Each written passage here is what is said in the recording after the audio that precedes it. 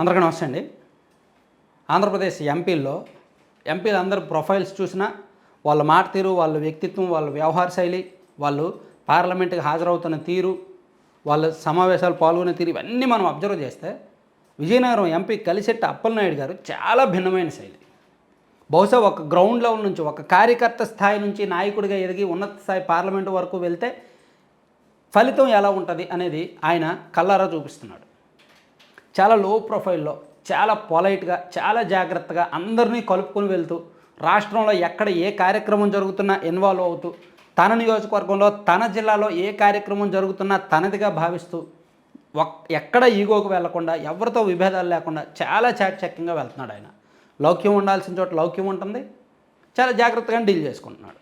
So ఆయన రీసెంట్గా ఒక ప్రకటన చేశారండి. ఆ ప్రకటన ఖచ్చితంగా దేశం మొత్తాన్ని తెలుసుకోవాల్సిన అంశం, దేశం మొత్తం ఆచరించాల్సిన అంశం, ఇతర ఎంపీలు కూడా దాన్ని స్ఫూర్తిగా తీసుకోవాల్సిన అంశం.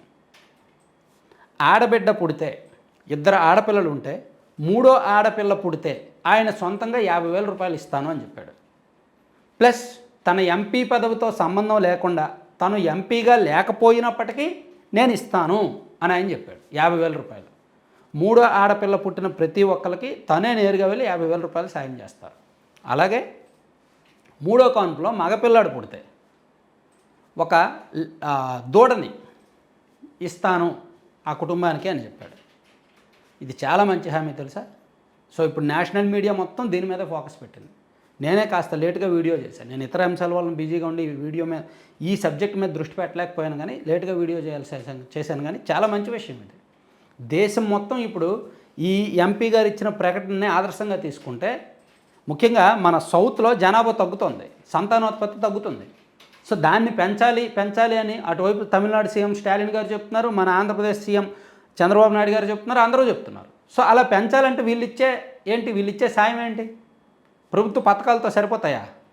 సో అందుకే ఎంపీ గారు ఆలోచన వినూత్నంగా ఉందన్నమాట. ఒకసారి ఆయన ఏం మాట్లాడారో విందాం. స్ఫూర్తితో ఈరోజు నాకు వచ్చిన గౌరవ వేతనం మెంబర్ ఆఫ్ పార్లమెంట్గా నాకు 2 lakhs అబవ్ వస్తుంది. అందుకే నేను ఒక నిర్ణయించుకున్న ఒకటే, ఈసారి భారతదేశానికి మనకి సంతానం తక్కువైంది, ప్రతి ఒక్కరు కూడా ముందుకు రామని గౌరవ ప్రధానమంత్రి గారు, గౌరవ ముఖ్యమంత్రి గారు పిలుపునిస్తారు కనుక నేను ఒకటే అనుకున్నాను. ఈరోజు ఇంట్లో కూడా డిస్కస్ చేసుకున్నాను మా ఆవిడతో, మా అమ్మగారితో. ఈరోజు నా గౌరవ వేతనం ప్రతి ఆడపిల్ల, ఇద్దరు పుట్టిన తర్వాత 3 ఆడపిల్లలు పుడితే ఆ పుట్టిన వెంటనే కంటగారు నాకు నివేదిక ఇస్తే 50,000 రూపాయలు డిపాజిట్ చేస్తారు. అదే సమయంలో మగవాడు పుడితే 3వ బిడ్డ ఆవు జోడిస్తాడు.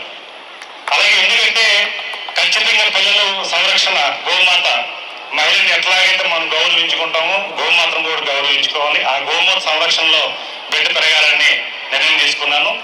అదే సమయంలో ఈ రోజు నుంచి ఈ క్షణం మహిళా దినోత్సవం సందర్భంగా అర్ధరాత్రి 12 నుంచి జన్మించిన 3వ బిడ్డ ఎవరైతే ఆడబిడ్డ ఉంటే కంటగారికి నా పార్లమెంట్ పరిధిలో 7 నియోజకవర్గాలు ఉన్నాయి. 7 నియోజకవర్గాలు వర్తిస్తుంది. ఒకవేళ నా జీతం సాధకపోయినా అదనంగా నేను సొంతంగా పెట్టుకుంటాను. ఇది సాంస్కృతికంగా ఉండదు. ఇది 5 ఏళ్ళు కాదు, భవిష్యత్తులో కూడా మా ఇంట్లో నిర్ణయం తీసుకున్నాం, సాంస్కృతికంగా ఉంటుందని సహజంగా తెలియజేస్తున్నాను. అర్థమైంది కదా, చాలా వ్యాలిడ్ పాయింట్. ఇది 5 ఏళ్ళలో కాదు, శాశ్వతంగా ఉంటుంది. నేను ఎంపీగా ఉన్నంతకాలమే కాదు, శాశ్వతంగా ఉంటుంది. సో 3వ ఆడబిడ్డ పుట్టింది అని తెలిసిన వెంటనే ఒకవేళ నా జీతం సరిపోకపోయినా నా సొంత డబ్బులైనా పెట్టుకుంటా. సో 3వ ఆడబిడ్డ పుడితే ఇమీడియట్గా 50,000, 3వ కాన్పులో మగబిడ్డ పుడితే ఆవు దూడ. ఈ 2 కూడా మంచి నిర్ణయాలు కదా. సో ఖచ్చితంగా నిజంగా ఈ ఎంపీ గారు మొదటి నుంచి, గెలిచినప్పటి నుంచి పార్లమెంటు హాజరు శాతం 100% ప్రతిరోజు పార్లమెంట్కి వెళ్తాడు. ఆయన వెళ్ళడం కూడా సైకిల్ మీదే వెళ్తాడు.